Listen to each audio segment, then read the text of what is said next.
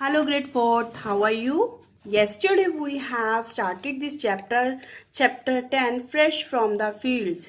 We have completed up to the germination of the seeds.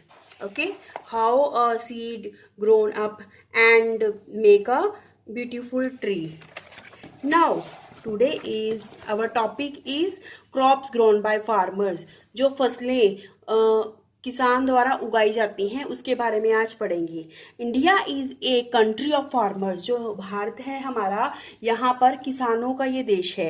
Agriculture is the main occupation of the people of the India. जो agriculture होता है खेती बाड़ी, ठीक है, वो हमारे देश का क्या, हमारे देश के लोगों का मेन व्यवसाय है। ठीक है, काम क्या है मेन, एग्रीकल्चर का, खेती का। It includes not only the cultivation of the land but also horticulture, live stock rearing and the fishing. यहाँ पर ये कह रहा है कि सिर्फ जो कल्टीवेशन ही नहीं, कल्टीवेशन का यहाँ पे मीनिंग आएगा कि खेती बाड़ी ही नहीं, सिर्फ लैंड पे खेती बाड़ी ही नहीं करते, पर ऑल्सो क्या करते हैं, हॉर्टिकल्चर भी करते हैं। ये कि बागबानी, हॉर्टिकल्चर मैंने होता है बागबानी करना, पशुपालन करना, ठीक है, और मछली पालन, ये सारे व्यवसाय भी हैं।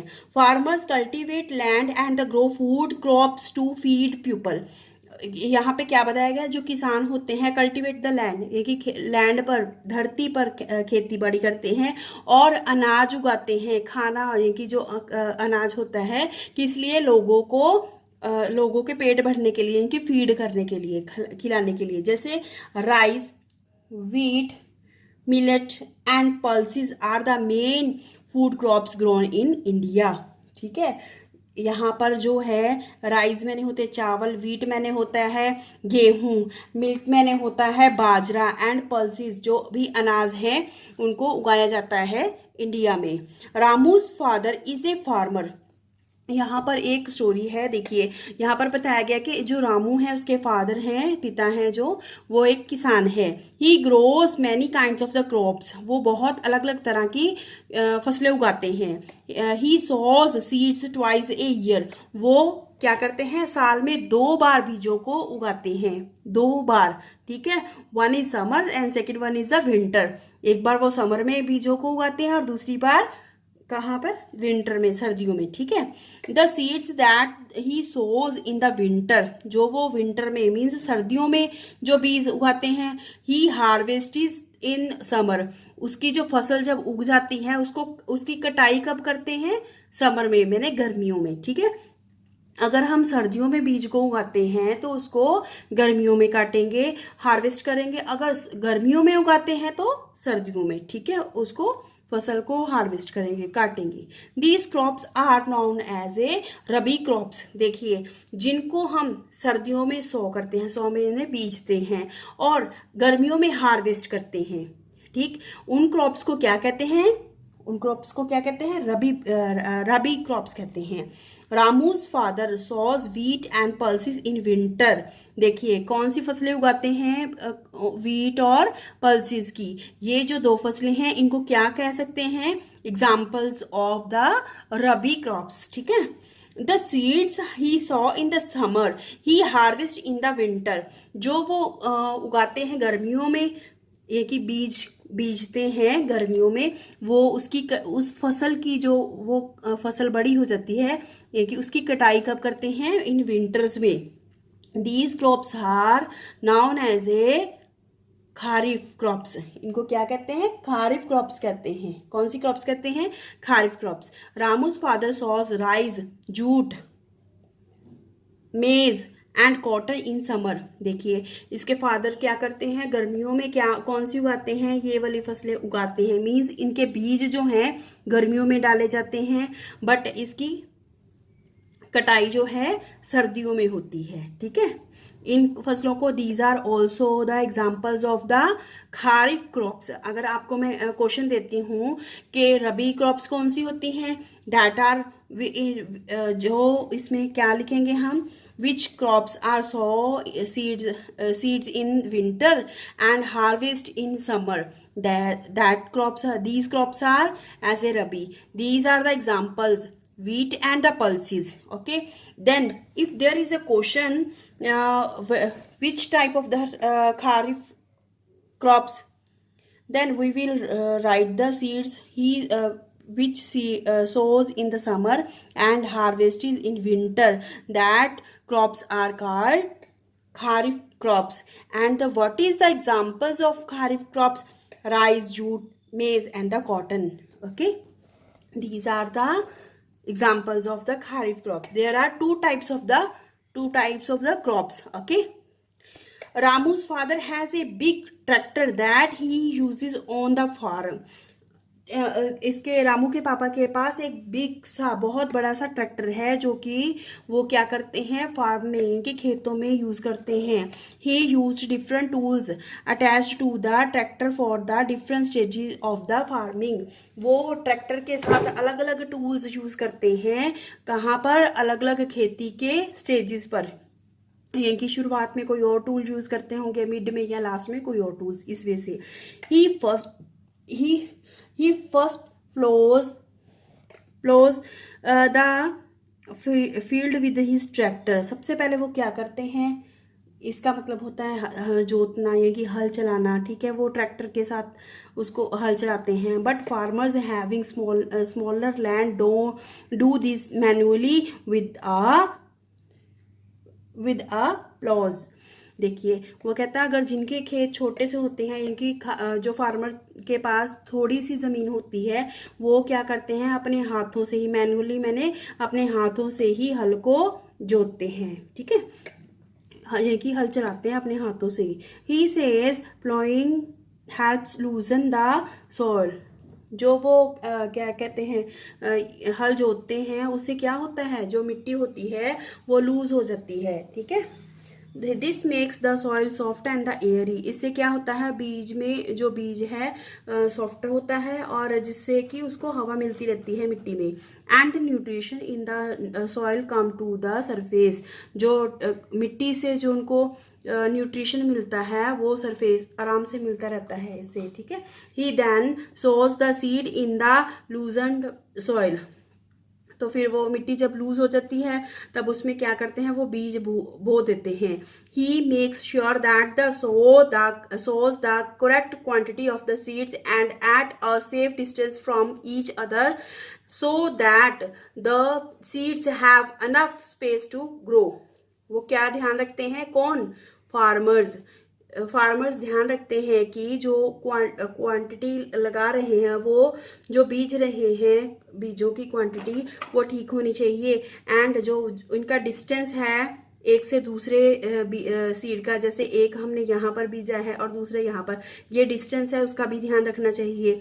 और जो सीड, ठीक है, ध्यान रखना चाहिए दैट द सीड हैव, जिसके कारण वो जब फैलता है यानी कि वो बन जाता है एक पेड़, जो क्रॉप बन जाती है, तो वो फैलने में उनको इजी रहे. ठीक है, ये डिस्टेंस होगा तभी वो फैलेंगे. अगर डिस्टेंस नहीं होगा तो उनको फैलने में प्रॉब्लम आएगी. For the seeds to germinate Ramu's father irrigate his farm. जो बीज बीजने के लिए क्या किया, रामू के पिता ने इरीगेट किया. इरीगेट मतलब होता है कि खेतों को जो पानी देना होता है क्रॉप्स को, वो चीज़ें की. ठीक है, irrigate means supply water to the crops. Irrigate का मतलब क्या होता है, this is also internal question. What is the meaning of irrigation? Irrigation का मतलब होता है supply water to the crops, फसलों को पानी की सप्लाई करना. Sufficient and the regular supply of the water is necessary for the proper growth of the crops. जो सफिशिएंट मैंने प्राप्त मात्रा में मिलना चाहिए और रेगुलरली यानी कि कंटिन्यू मिलना चाहिए, सप्लाई होनी चाहिए जितनी उसको फसलों को बड़े होने के लिए ज़रूरत होती है. ठीक है, but he has to take care not to let the seeds get washed off owing to the excessive irrigation.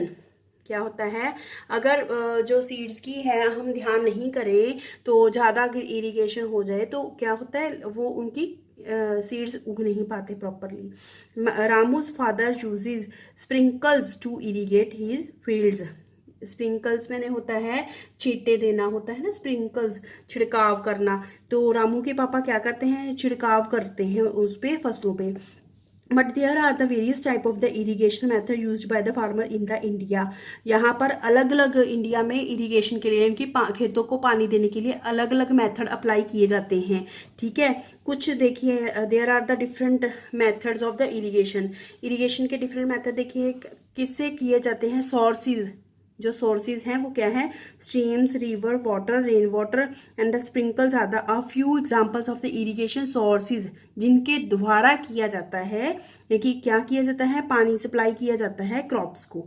These are the examples. Okay, after the seeds germinates, Ramu helps his father remove the weeds from the farms।